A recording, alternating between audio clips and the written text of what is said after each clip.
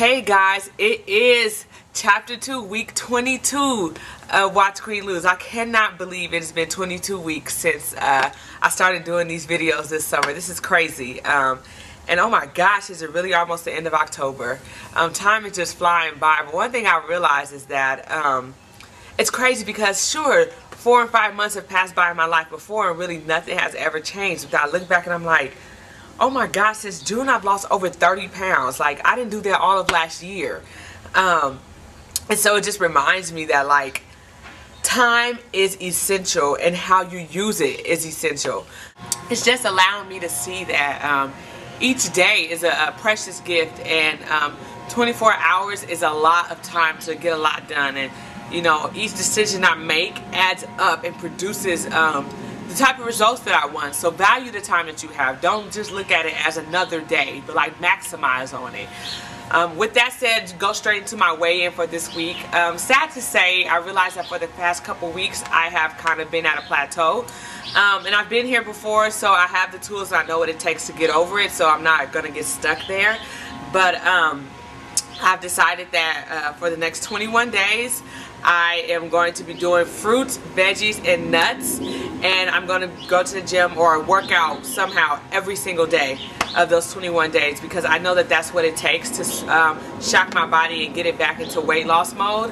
Yeah, I'm still trying to get to the 199 mark.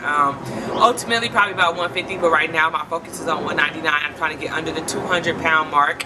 I still have my shorts that I weigh in with every day. Check those out. I mean, not every day, every week.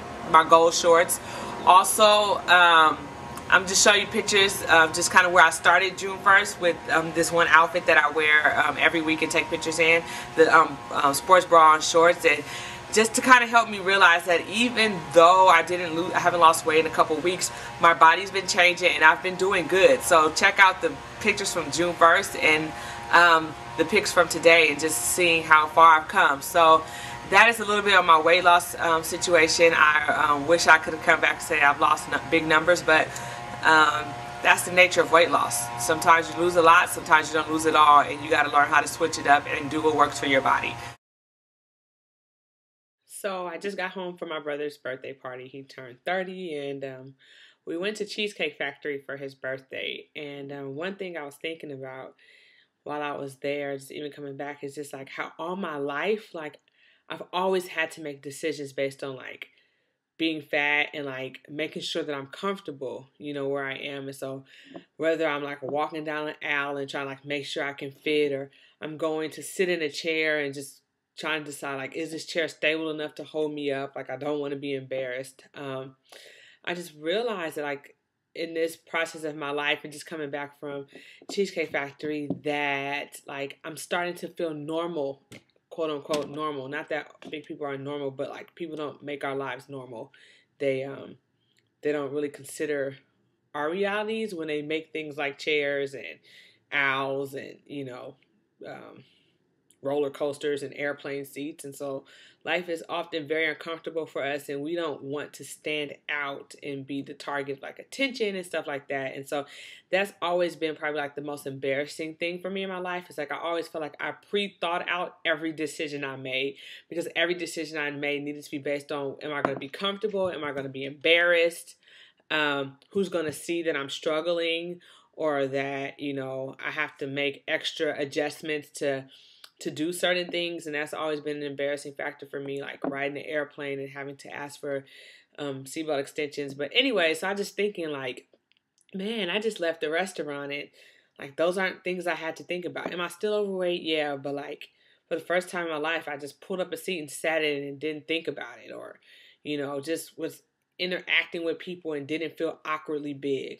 And like for some reason they'll be thinking about that. But anyway, that's my honesty moment. I just feel like my life is beginning to normalize. But one thing I will say about this journey is that I'm learning like to just love me, period. Like not to put so much weight on what people think about me, and allowing that to kind of shape my perspective of myself. And so I'm just like, I'm where I am, you know, and I'm who I am. And, you know, honestly, I wish that the Liana at 356 pounds felt like that. Like, I really hope there's somebody out there who doesn't feel like they have to wait till they lose the weight to love who they are. And I loved a lot of things about myself when I was that size, and I didn't love a lot of things. And that's one thing I do regret, is that I wish I knew how to love myself as I was. But as I begin to take care of myself and just treat my body as a temple, I'm learning to love me day by day and kind of just to accept who I am today. Not who I want to be, not where I want to be next summer, but just loving me today. So that's my honesty moment.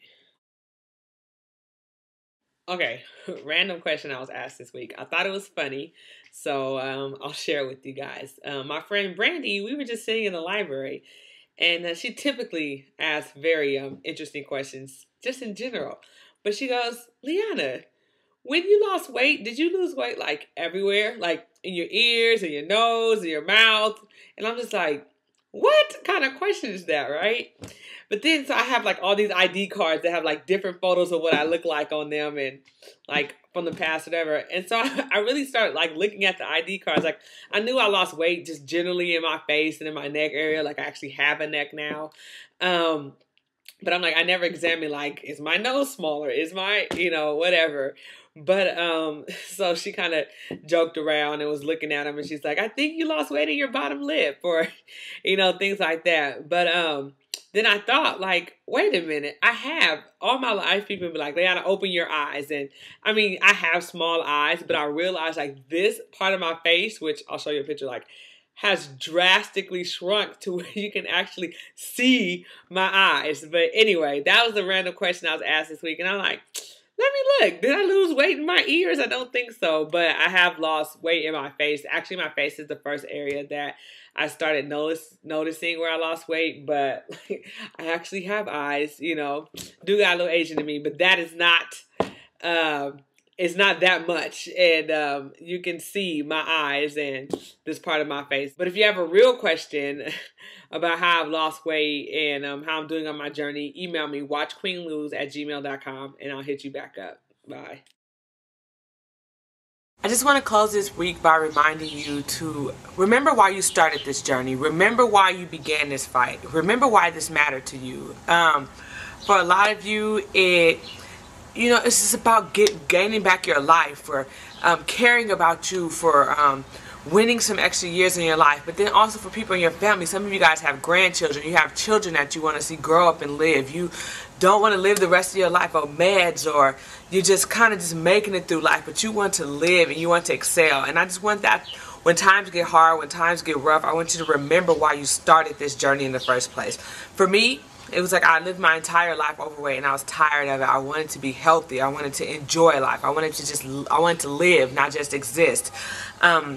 Not just that, I wanted to be a motivating factor for the people around me, people in my family.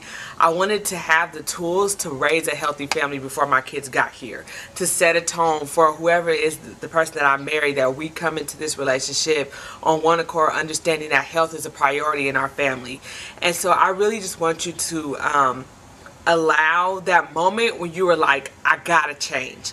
This cannot be the rest of my life. Let that moment seep into your mind every time you feel like giving up. The moment when you were like, this cannot be the way I live the rest of my life. Allow that to motivate your journey. Allow that to be what pushes you and keeps you going.